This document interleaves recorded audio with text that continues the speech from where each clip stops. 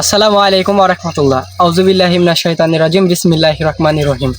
যারা বলেন যে ভাই দুইটি গাভী পালন করতে কতটুকু ঘাসের প্রয়োজন বা কতটুকু ঘাস লাগানো দরকার, তো আজকে ভিডিওর মধ্যে বলবো এবং দেখানোর চেষ্টা করব যে আপনি যদি দুইটি গাভী পালন করেন বা দুইটি ষাঁড় পালন করেন তাহলে কতটুকু ঘাসের প্রয়োজন। আর আজকে আমি দুইটি গাভীর কথা বললে আপনারা এ হালে যোগ করে আপনি অনায়াসে বাহির করতে পারবেন যে 12টি 10টি 8টি গরু পালন করতে হলে কতটুকু ঘাসের প্রয়োজন। এই যে আমাদের এখানে দেখতে পাচ্ছেন যে নিপিয়ার ঘাসগুলো লাগানো আছে।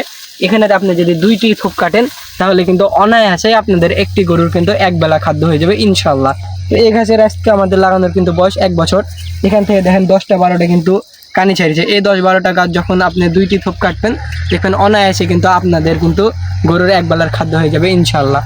তো আপনারা যারা বলেন যে ভাই কতটুকু ঘাসের প্রয়োজন, তো দুইটি গরুর জন্য কিন্তু মূলত আপনাদেরকে 10 কাঠা ঘাস চাষ করতে হবে।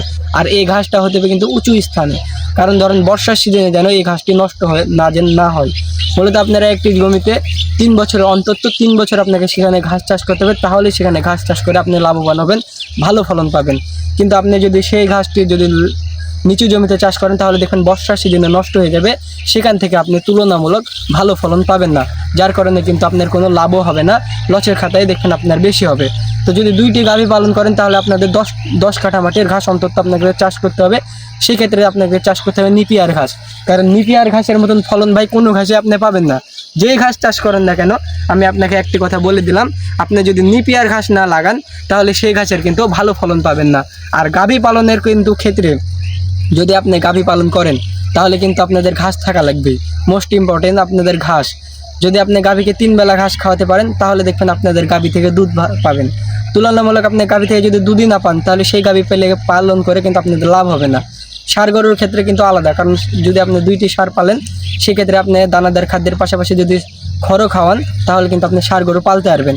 কিন্তু আপনি যদি দুইটি গাভী পালন করেন সেখানে যদি গাভীকে যদি না আপনার ঘাস খাওয়ান, যদি খড় খাওয়ান, সেক্ষেত্রে দেখবেন আপনি কিন্তু লাভবান হতে পারবেন না, কারণ খড়ের যে পরিমাণ দাম, এই দামের আপনি যদি একটা গাভীকে যদি খাওয়ান একবেলা আপনার 10 থেকে 12 আটি আপনার খড় খেয়ে নেবে, কিন্তু আপনাদের গরুতে তুলনামূলক দুধও হবে না, সেখান থেকে আপনি লাভও পাবেন না। কিন্তু আপনি যদি 10 কাঠা মাটির ঘাস করেন অনায়াসে এক পার থেকে ধরুন আমরা ঘাস কাটি আরেক পারে এসে বড় হয়ে যায়। আপনারাও যদি এক পার থেকে ঘাস কাটেন দেখবেন আরেক পারে ঘাস এসে বড় হয়ে যাবে, সকল এই ঘাস আপনারা আবার কাটতে পারবেন।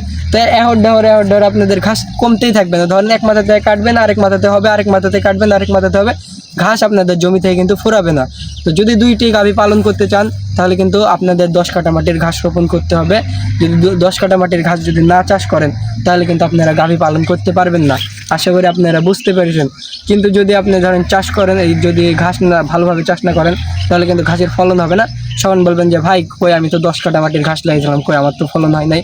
কিন্তু আপনাদের কিন্তু ভাই প্রচুর পরিমাণে এই খামারি ধরেন যারা আসে হয় তারা কিন্তু জানে যে কত পরিমাণে কষ্ট করতে হয়। ঘাস থেকে শুরু করে ধরেন গরু পালতে যে পরিমাণে কষ্ট, যদি কষ্ট না করেন ভাই তাহলে আপনারা কিন্তু সফলতার মুখ দেখতে পাবেন না।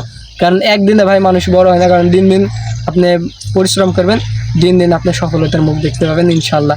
আশা করি আপনারা বুঝতে পেরেছেন। আসসালামু আলাইকুম ওয়া রাহমাতুল্লাহ।